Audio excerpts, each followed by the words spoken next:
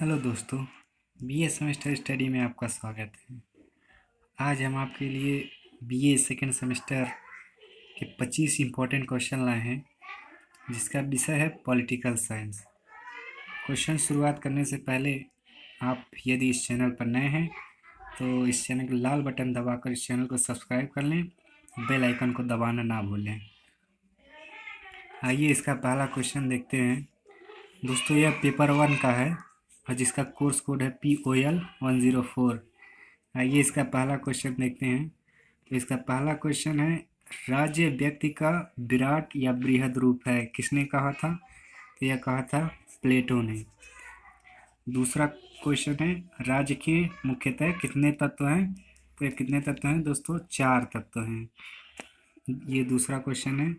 तीसरा क्वेश्चन है, राज्य का अनिवार्य तत्व नहीं है, तो यह कौन सा है? संप्रभु। संप्रभु इसका अनिवार्य तत्व नहीं है। चौथा है, राज्य के 4 आवश्यक तत्व किसने दिए? यह किसने दिए दोस्तों? गार्नर ने। पांचवा है, राज्य कानून का स्रोत नहीं है बल्कि स्वयं कानून है। यह कथन किसका है? तो यह केल्सन ने कहा था। छठवां है, राज्य का वास्तविक आधार है, तो यह है जनता की इच्छा। सातवां है, किसने कहा कि यह कल्याणकारी राज्य दो अतिथियों का एक समझौता है जिसमें एक तरफ साम्यवाद तो दूसरी तरफ अनियंत्रित व्यक्तिवाद। तो यह किसने कहा था? होबमैन ने। होबमैन ने कहा था। आठवां क्वेश्चन है, रक्त संबंध समाज का निर्माण करता है और समाज अंततः राज्य का निर्माण करता है। यह कथन किसने कहा था? तो यह मैकाइवर द्वारा कहा गया था। नौवां है, सुपर और एनस शब्द किस भाषा से लिया गया है? तो यह लैटिन भाषा से लिया गया है। नौवीं का लैटिन भाषा सही होगा। 10वां है, लोकप्रिय सत्ता निवास करती है, तो यह कहाँ निवास करती है दोस्तों? जनता में। 11वां है, बहुलवादी महत्व देते हैं तो समूह और संघ दोनों को। 12वां है, 12वां है, किसने किसने कहा मनुष्य स्वभाव और आवश्यकता से एक सामाजिक प्राणी है? यह किसने कहा? अरस्तु ने कहा था। 13वां है, राज्य कानून का शिशु और जनक दोनों है। यह किसने कहा था? तो यह मैकाइवर ने कहा था। ऑस्टिन की प्रसिद्ध कृति है, तो कौन सी है? Lectures on jurisprudence. 15वां क्वेश्चन है, किसने कहा कि राज्य का अस्तित्व व्यक्ति के लिए जीवन को नैतिक बनाने के लिए है? तो यह किसने कहा था? अरस्तु ने।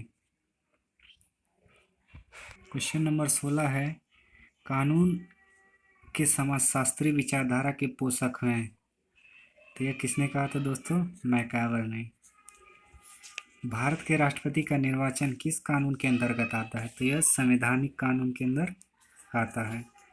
18वां है, ऋण संबंधी कानून किस प्रकार के कानून की श्रेणी में आते हैं? तो यह व्यक्तिगत कानून। 19वां है, जायदाद खरीदने व बेचने के कानून किस श्रेणी में आते हैं? तो यह भी व्यक्तिगत।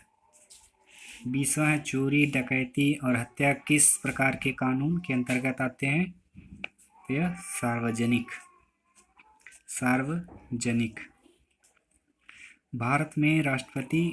भारत में अध्यादेश जारी करने का अधिकार किसे प्राप्त है? तो यह राष्ट्रपति को। 22वां, आँख के लिए आँख और दांत के लिए दांत दंड के लिए किस सिद्धांत के अंतर्गत आता है? तो यह प्रतिशोधात्मक सिद्धांत के अंदर। प्रतिशोधात्मक। 23वां, अच्छे कानून का लक्षण है स्थायित्व, सर्वव्यापकता, सर्वोच्चता, इनमें से सभी।